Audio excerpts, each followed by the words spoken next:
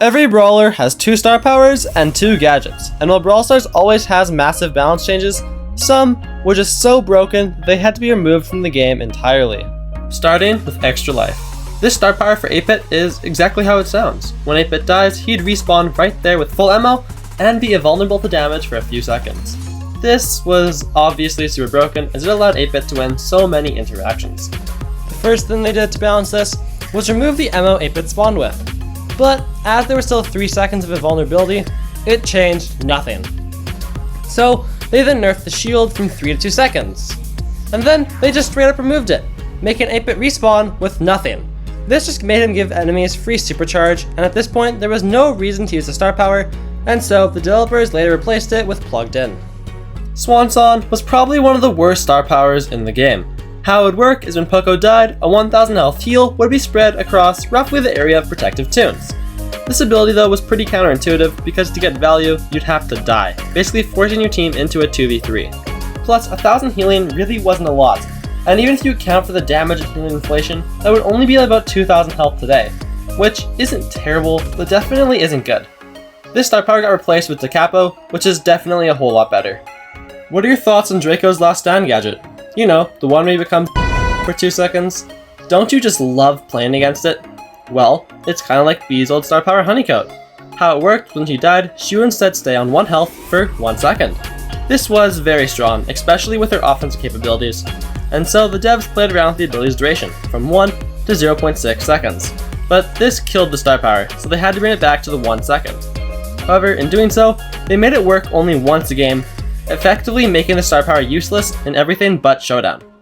Remember 8-Bit's Extra Life star power I already mentioned? Well, it would work every time. So this killed the star power. Honeycoat was later replaced with Honeycomb, which instead gave Bee a 20% shield when her supercharged shot was active. Second Wind was an odd star power. How it worked was when Gale supered an ally, they'd get a speed boost for a few seconds. This speed boost was pretty strong, and it worked similarly to Max. The speed buff was 20% for 2 seconds, and while it is a decent buff, in most cases Gale wouldn't get a ton of value from it.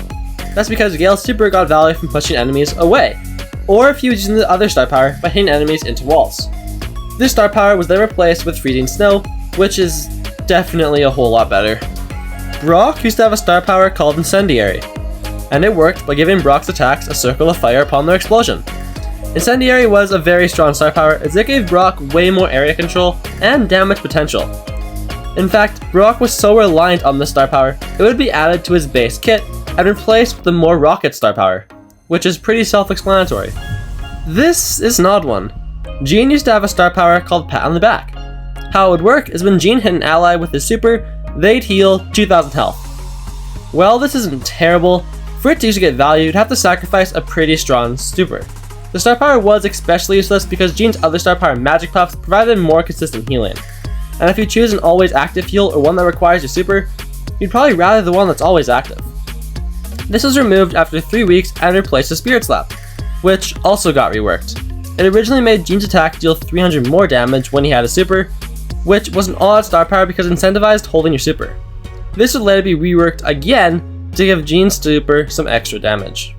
Another brawler with 2 removed star powers is Mr. P. First, he had Tin Can, which quite simply gave his home base an extra 3000 health. This star power was counterintuitive though, as you'd normally place Mr. P's super towards the back. And even with this health, it still wasn't high enough to justify placing it aggressively. It was replaced with Revolving Door, which instead made the porters spawn 3 seconds sooner after they were destroyed.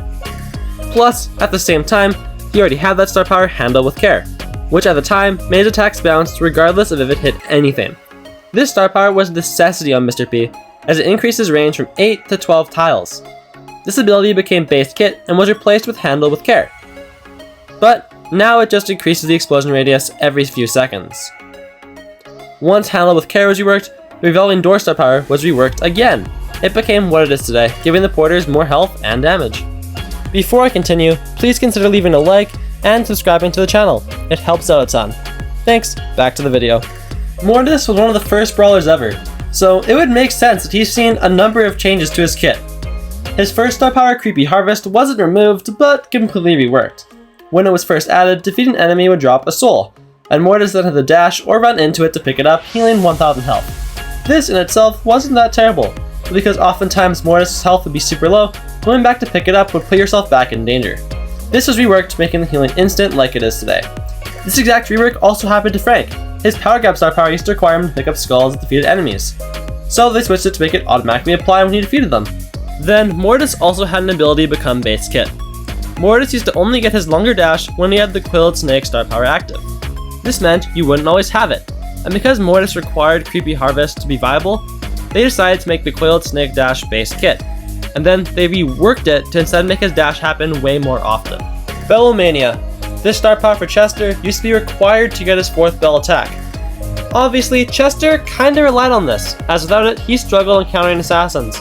So, they threw it into his base kit, and from there, they introduced the single Bellomania star power, which instead buffed the damage of his first bell by 200% on its release.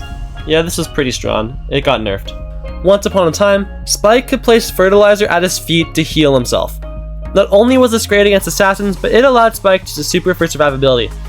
But the developers ended up killing this star power by switching it to a lifesteal mechanic, which effectively killed it, although it's still better than Curveball.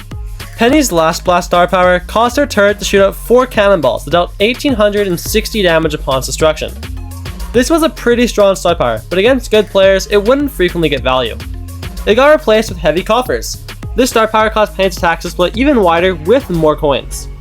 In the same update, Penny had her other star power change as well. It was called Balls of Fire, and it was what made Penny's attacks leave brilliant areas on the ground. This star power was very strong, and significantly amplified Penny's area control. It was made base kit and replaced with Master Blaster, which would damage and knock back enemies when deployed. Do you think that was all? Of course it wasn't. Both of Penny's gadgets got reworked too. Before Penny had Salt Barrel, she instead had Pocket Detonator, which was in my opinion a stupid gadget. Originally, it allowed Penny to knock back enemies, but at the cost of her turret.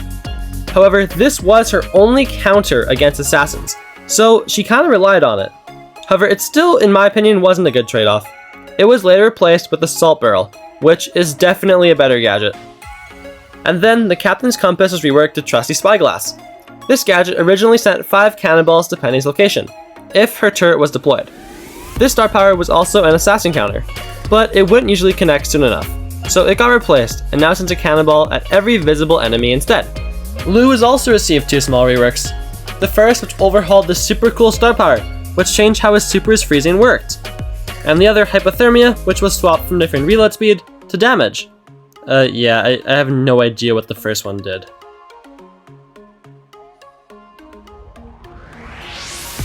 Darryl's Rolling Reload has also received a small rework. It used to instantly reload all of Darryl's ammo. This essentially gave Darryl 6 ammo, making him a menace in mid to short range 1v1s. So the developers reworked it to instead double his reload speed for 5 seconds, which made it much more balanced and decreased the frequency Darryl could attack. Once upon a time, Surge was able to teleport. This gadget was obviously broken, as it was just a better version of every single dash gadget. Plus it allowed Surge, who was already strong, to go through walls. When this gadget was in-game, this was Surge's main source of mobility, as at the time his super had no range. So they reworked this gadget to instead give Surge a temporary upgrade, and they gave his super the same range the gadget used to have. Did you know both Super Totem used to just straight up charge your super? This gadget was pretty strong at the time, but it was reworked, likely because it didn't really encourage an offensive playstyle. This gadget was first nerfed, making the totem yield less supercharge the more super you had, but it was then nerfed again to decay over time. This was eventually reworked into a super totem that would increase all friendly supercharge rates by 50%. Tick used to have a gadget called Backup Mine. It was fundamentally the same as Shelly's dashing gadget. However, when activated, Tick would also drop a mine. This gadget was fine, but pretty pointless because when an assassin got to you, 700 damage wasn't going to do anything. This gadget wasn't reworked until after Tick received his second gadget, which was definitely a better defensive ability. Backup Mine then got replaced with Mine Mania, which is probably a better gadget. Auto Aimer? It's an odd one. Originally, it caused Piper to shoot 4 500 damage bullets. Yep, that was it. It was also listed as having a large radius, whatever that meant. This gadget really wasn't that strong, unless every bullet hit, it would do less damage than the main attack. This gadget got overhauled into being a 1 low damage projectile that would knock back and slow enemies. This was an amazing counter to assassins, as it allowed Piper to knock them back and then finish them off with the slow. However, it was too good and the slow was later removed. Carl's hypercharge is basically the original version of his next gadget, heat ejector. Upon its inception, it worked pretty differently and instead left a trail of fire behind Carl. It did 600 damage every second the opponents were standing on it. This version did not have burn damage. This gadget was then reworked to deal 1200 damage over 4 seconds if they were stepped on, and then reworked again to make the effect follow the attack rather than Carl himself. Let me introduce you to the worst gadget of all time, Inline. This gadget was from a time when it only had 3 charges a game, not the infinite cooldown system we have now. So, what did it do? Well, if RT was in his split form, then he could send a projectile from his head to his legs that dealt 560 damage. But don't worry, it also slowed enemies. Yeah, this gadget was terrible, and its projectile was so small, you'd rarely even see it connect. It got reworked to out of line, and instead became the gadget we know today that automatically charges RT's super. Oh, and how could I forget? They also removed the resistance gear. It weakened all unfriendly effects on you. This gear was removed when the gear system was reset. And that was every removed ability in the history of Brawl Stars. What was your favorite? Let me know down in the comments, and as always, I'll see you next time.